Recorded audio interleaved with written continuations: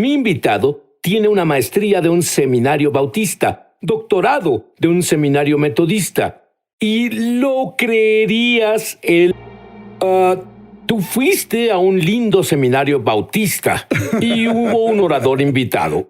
Y él hablaba y te gustó lo que dijo y de pronto comenzó a hablar sobre demonios. ¿Por qué te inquietó eso? Bueno, en realidad ya había terminado la clase, terminó y solo hablaba con él, alguien que era un pastor. Y él nos decía sobre su día y él dijo, ¿saben? Hoy ministramos a 3 personas con demonios.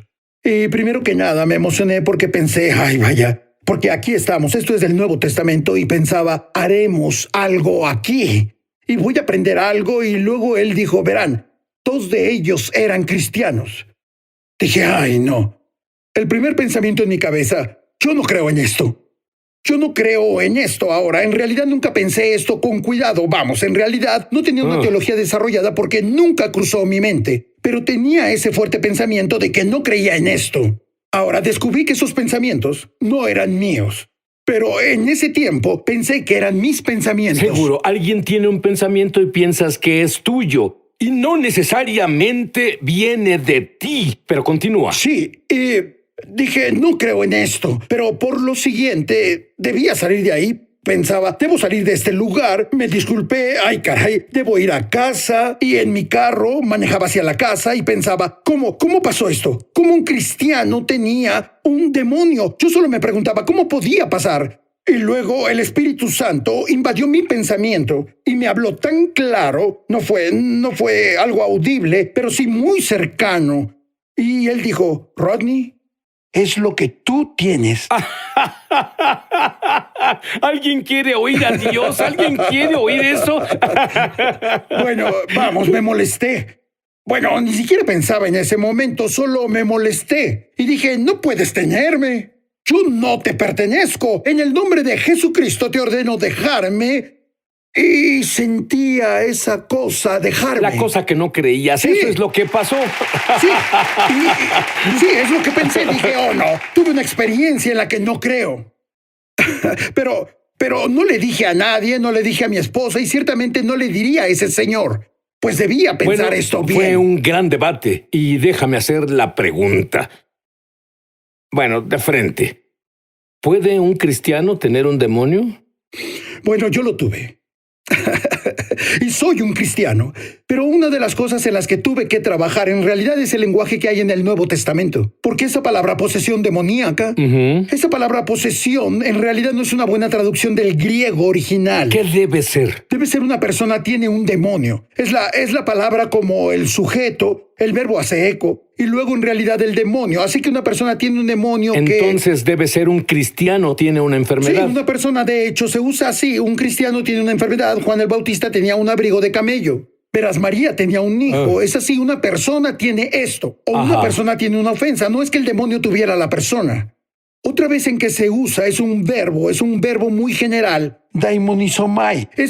Puede hablar sobre, bueno, tenía al gadareno. O puede hablar sobre, oye, tengo un espíritu que me acosa. Y la palabra opresión probablemente describe mejor que una persona tiene un demonio. Porque un cristiano no puede ser propiedad de un demonio, pero puede ser oprimido por uno. Es una línea fina. Algunos dicen que un cristiano no puede tener un demonio en su espíritu, pero de seguro pueden tenerlo en la carne, tal como se enferma. Sí. En la carne. ¿No es pecado? No es pecado si puedes deshacerte de él y no hacerlo. Sí. Si lo mantienes el resto de tu vida. Así es. Dime sobre brevemente tu primera liberación. Mi liberación pasó unos meses antes y para entonces me mudé a Washington y era un pastor en una iglesia. Mi esposa hizo una cita para mí para ministrar a una de las jóvenes, ya que pensó tenía un demonio. Para este tiempo mi esposa y yo hablamos sobre esto. Ella la invitó y le pregunté a mi esposa, ¿por qué hiciste eso? Nunca he hecho eso antes, en realidad no sé qué hago.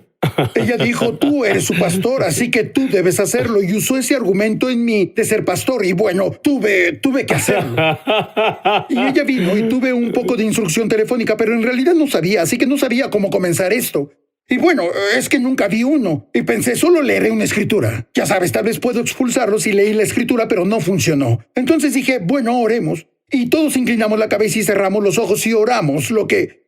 Por cierto, no cierren los ojos cuando ministren en esta área. ¿Por qué? Bueno, porque quieres ver lo que sucede. Bien. ¿Entiendes? Quieres observar a esta cosa. No quieres cerrarle tus ojos a un demonio, ¿entiendes? Pero nadie me dijo las reglas y no las conocía. Así que la hice cerrar sus ojos y yo oraba, y en cuanto terminamos la oración veía para arriba. Mi esposa veía arriba y ella no podía abrir los ojos. Dije, ¿a qué te refieres con que no puedes abrirlos? Ella dijo, no puedo abrir mis ojos. Miré a mi esposa y dije, ¿en qué nos metiste? Y bueno, pensaba... Pero dije, en el nombre de Jesús ordeno a que esos ojos se abran y ¡pum! Se abrieron. Dije, ¡wow! Funcionó. Y luego ella no podía oírme. Estaba sorda. Y luego dije la misma cosa. En el nombre de Jesús. ¿Estaba sorda en lo natural? No, solo Era que los de demonios pronto ella estaban... vio mis labios moverse, pero no podía oír nada. Y luego dije, ordeno que esos oídos se abran y ¡pum! Se abrieron. Sí, sí. Y por las siguientes horas, varias horas, esa fue la peor experiencia de mi vida. Pero bueno, yo no sabía si se fueron porque los expulsamos o los cansamos, pero al final se fueron. Ajá. Pero al final de la noche vi su cara y vi la cara de la libertad. Y dije, Señor, no me gusta el desastre, pero amo esa cara. Y lo haré por eso. ¿Y en esa gloria qué pasó? Pero en esa gloria, ella se liberó. Me dijiste algo más que es muy importante. Al desarrollarse el don en ti de liberar personas, comenzaste, bueno, tengo 1000 personas que se liberaron hoy. Comenzaste a verlos como individuos, no como una corporación Sí. o un trabajo que hacer. Pondré un vendaje, adiós. Dime la diferencia. Cuando comencé a ministrar en esta área, era solo un trabajo. Y no veía a la persona como persona. Tenía un trabajo, voy a expulsar a un demonio, y ese era mi trabajo. Incluso te sacrificaría en el altar de mi horario para sacar esa cosa. Y luego el Señor me mostró a las personas como Él las ve. Y hay un corazón de compasión que comenzó a crecer dentro de mí, que en realidad cambié de solo tener un trabajo a ver a la persona como la prioridad. La persona es lo que importa. Y su liberación necesita ser un encuentro de amor con Jesús. Y yo debía cambiar cómo lo hacía, y el Señor lo hizo haciéndome ver a la persona, como Él ve a la persona. ¿Temes a los demonios? Tú has orado por miles Sí. para liberarlos. ¿Temes a los demonios? Verás, lo demoníaco usa la misma estrategia: el miedo, la intimidación y el engaño. Quieren que les temas. En realidad hacen cosas para que les temas. Por ejemplo, si algo se manifiesta, esa cosa solo se manifiesta y te retiras. Y temerás, y las personas entran en acuerdo con eso. Algunas veces ese miedo que la persona siente no es de él. Es un miedo que se proyecta en ellos por ese espíritu. Y tienen ese sentir: debo salir de aquí, debo huir porque esto me asusta, porque no reconocen, no experimentan la autoridad de Dios. En realidad experimentan eso. Una de las cosas que creo que es importante cuando ministramos en esta área es que hay que exponer la autoridad que está dentro del creyente. En el libro de Hechos y los Evangelios hay un proceso en que una liberación pasa cuando tengo la autoridad de Jesús y brindo el reino de Dios a un lugar. Así que la forma es que en esta modalidad soy yo, con la autoridad de Jesús, avanzando el reino, brindando su reino a un lugar. Los demonios se manifiestan y nosotros los expulsamos. ¿Y qué haces cuando tú eres el que siente el temor? Bueno, básicamente eso para mí es una señal que ya estás vencido. Porque me mostraste que jugaste tus cartas. Estás ahí y ahora sé que estás ahí. Muchos cristianos, debido a la ignorancia, Sí. tienen puertas abiertas. Sí. Dime sobre esas puertas abiertas. Bueno, en Efesios capítulo 4, versículo 27 dice: no den lugar al diablo, y le hablaba a los creyentes. Esa palabra lugar a veces se traduce como estribo o un hueco. No le abras las puertas al enemigo. Y lo que pasa es que el enemigo busca tecnicismos legales y derechos legales, grietas legales para entrar en la vida de una persona. Y él no puede solo brincar sobre ti cuando quiera, debe tener derecho legal y él lo usará si puede. Incluso aunque no sea un derecho legal, él simplemente irá por ello. Y cuando él entra por lo regular a un punto, no a la persona entera, y no serás como el gadareno. Él se mudará al vecindario, él entra como a una casa. Y si puede entrar en esa casa y establecer algo en esa casa, luego irá por la siguiente casa, y a la siguiente casa, y la siguiente casa. Lo que pasa conmigo, tenía unos lugares que tenía en la oscuridad, lugares que eran secretos, el lugar del que me avergonzaba, y no llevaba ese punto a la luz, y abría una grieta a mi vida. Ahora, él no me tenía completamente porque camino con Jesús, estoy en el equipo de la iglesia, guío personas a Jesús y todo eso, así que hago algunas de las cosas que debo hacer, pero ese lugar oscuro tenía una puerta abierta, y es ahí donde él sembró caos en mi vida. ¿Qué hay de... Bueno, dame unas áreas específicas que son puertas abiertas? Por ejemplo, pecado habitual. Tienes control al principio, pero luego te controla a ti. Si estás en el ocultismo y en realidad llamas a los demonios, tú te abres para eso. Tal vez es una secta. Tal vez lo que es como si adoraras a otro dios u otros dioses, o tal vez una desviación o perversión de Jesús. ¿Puede ser una exposición involuntaria al mal? Puede ser como... Entonces, como ver televisión o películas con contenido incorrecto. Una madre ministraba a su hijo que básicamente su esposo que no era creyente, años y años atrás llevó la película El Exorcista a casa. No El Exorcista, Poltergeist. Y la vieron con su hijo de 4 años y ella terminó en una administración por eso. Así que él no eligió hacer eso, él solo fue expuesto a ello. ¿Entiendes? ¿Qué hay de cosas como la tabla Ouija y todo eso de leer la mente y magia y todas esas cosas? Eso es ocultismo, porque llamas a un espíritu en vez de al Espíritu Santo y no tienes permiso para hacer eso. Sí, y hay cosas como drogas. Y no hablo de tomar cosas que tu cuerpo necesita como una aspirina o para la presión. No. Es algo que tu cuerpo no necesita. El rencor es una puerta, heridas, cicatrices, traumas. Y bueno, cada vez que estás en un estado débil, el enemigo quiere tomar ventaja de eso. Te diré algo. Voy a arriesgarme. Verás, hago eso de vez en cuando. Rodney va a orar por una liberación grupal al regresar.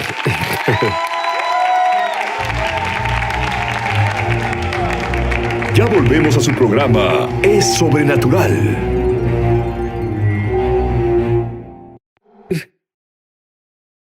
Sí, de vez en cuando. Pero tienes toda esa autoridad, ¿cómo es eso? Bueno, una de las cosas que pasan con algunas personas es que hay un acuerdo donde una mentira que se creen está insertada dentro de ellos que en realidad se manifiesta en su identidad.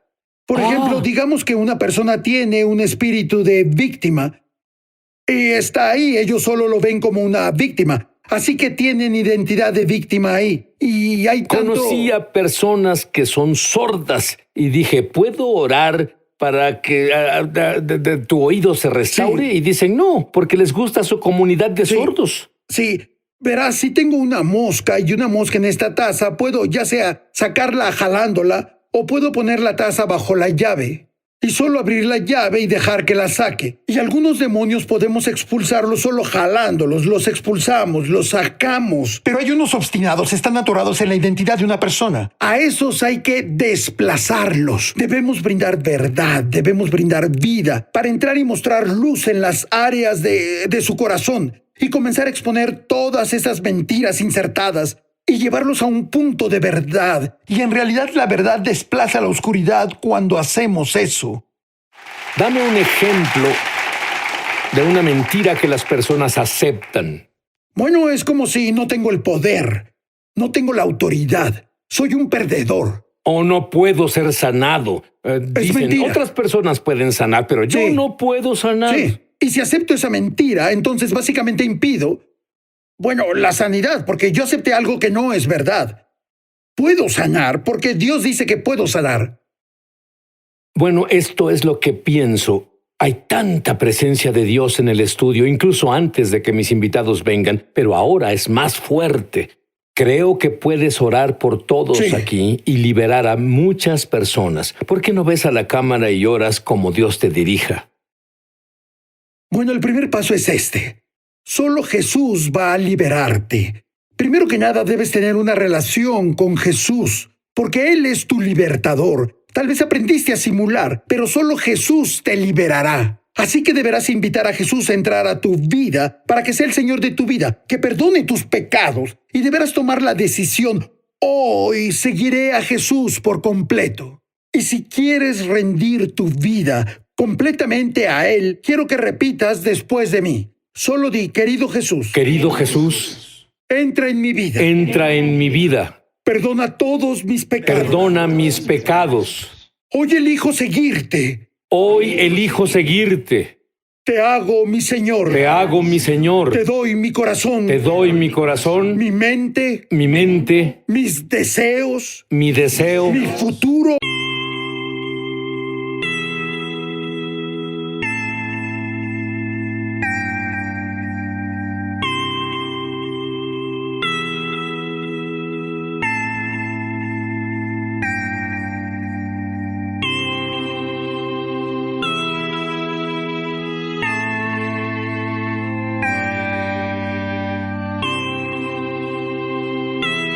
Mi futuro, Todo lo mío, todo lo mío, ahora te pertenece. ahora te pertenece. Gracias, Jesús, Gracias, Jesús, por entrar a mi vida. por entrar a mi vida.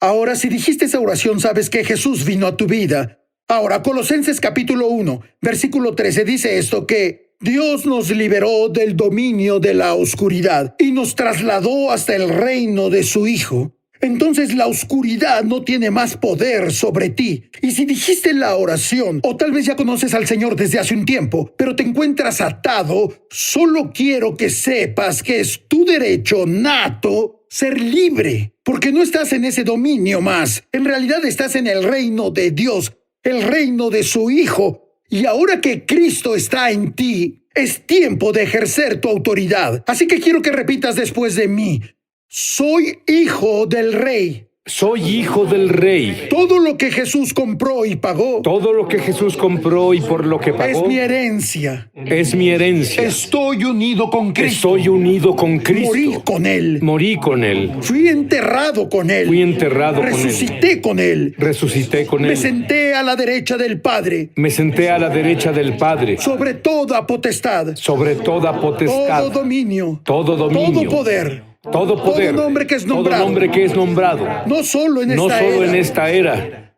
sino en la que sino viene. en la que viene. Por lo Por lo tanto, tengo autoridad sobre la carne. tengo autoridad sobre Tengo la autoridad carne. sobre el pecado. Tengo autoridad sobre el Tengo autoridad pecado. sobre lo demoníaco. Tengo autoridad sobre lo Tengo demoníaco. autoridad sobre la enfermedad. Tengo autoridad sobre la Y enfermedad. debido a que tengo autoridad con Jesús, Y debido a que tengo autoridad con rompo Jesús, toda misión del infierno contra mí.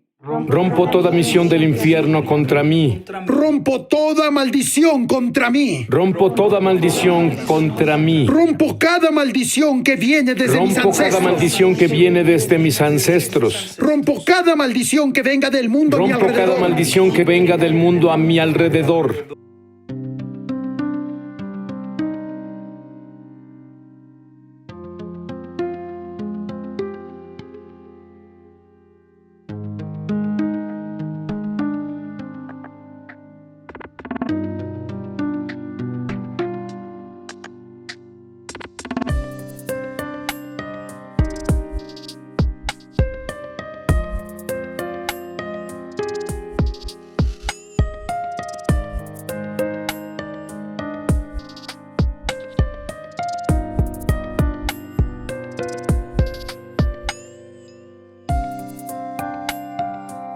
Rompo cada maldición que puse sobre mí Rompo mismo. cada maldición que puse sobre mí mismo.